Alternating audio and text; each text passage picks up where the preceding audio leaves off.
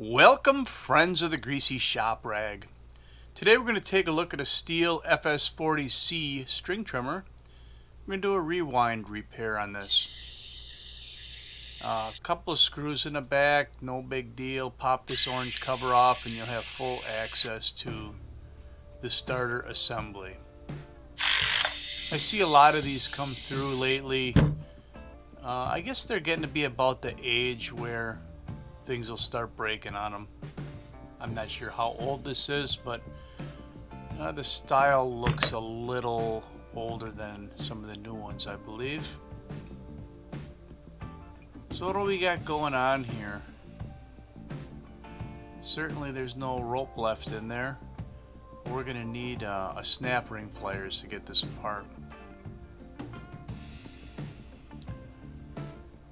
So this lady, she walks into the sporting goods store and she wants to buy a rifle for her son for his birthday.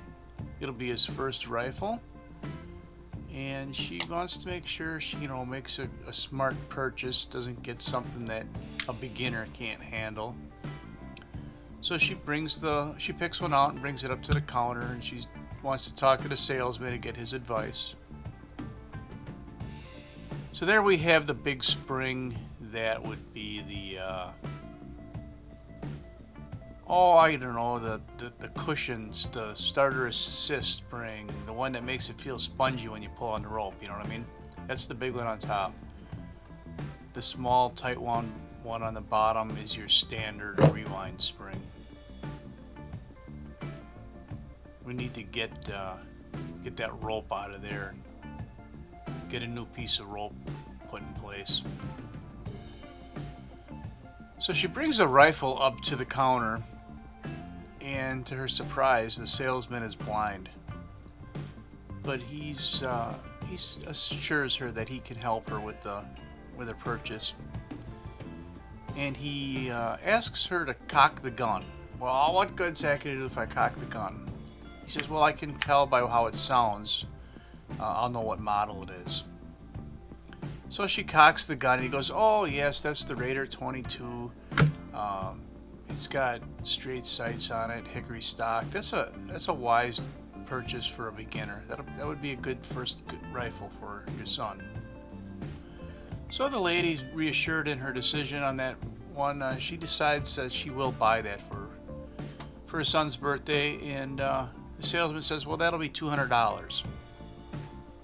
Okay, we'll do that. The lady bends over to grab her handbag to get the money out, and she lets out a little fart. The salesman says, that'll be $245, please.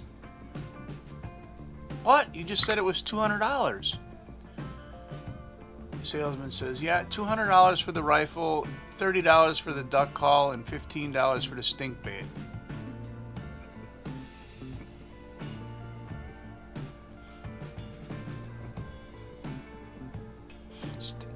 Stink bait. What are you trying to attract to that stink bait?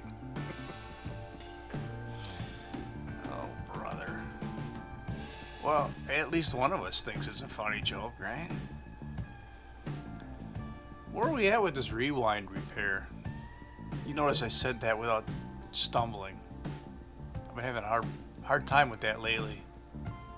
Rewind repair. Say that 3 times fast. We have pre-wound our rope on the spool, and you'll see that we need to line that spring up with the hook in the bottom of the cover. If it's not lined up on there, then this cassette won't drop all the way down into the cover. Apparently we felt there was an issue because it's back out.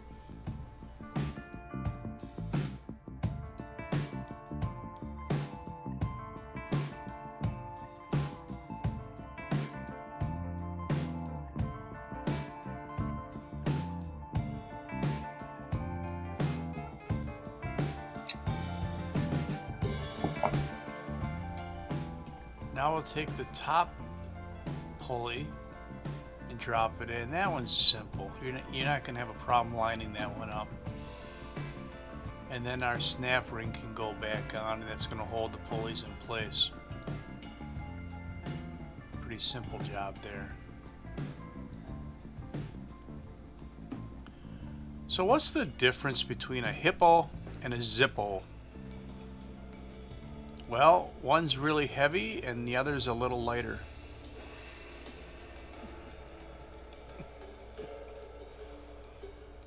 This snap ring seems to be a bit of an issue, doesn't it? But I guess it's holding the pulley on there, and that's what we want. Okay, we can continue winding the spring. And once we got 3 or 4 wraps on there, we can give it a pull and see if we have enough wraps, enough spring tension on there or not. You don't want to have so much rope wound on there that it's going to start coming up over the top of the spool and get jammed up in there. And you don't want so many wraps, or I should say so much spring tension on there that when you pull the rope all the way out, you're binding the spring. This guy's kind of fumbling here a little bit. It's like his first time he ever did it. It doesn't look too bad. It almost seems a little weak. We're going to put another wrap on it.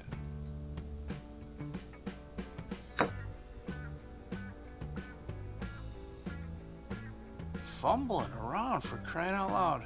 There you go, one more spin on it. That feels pretty good right there.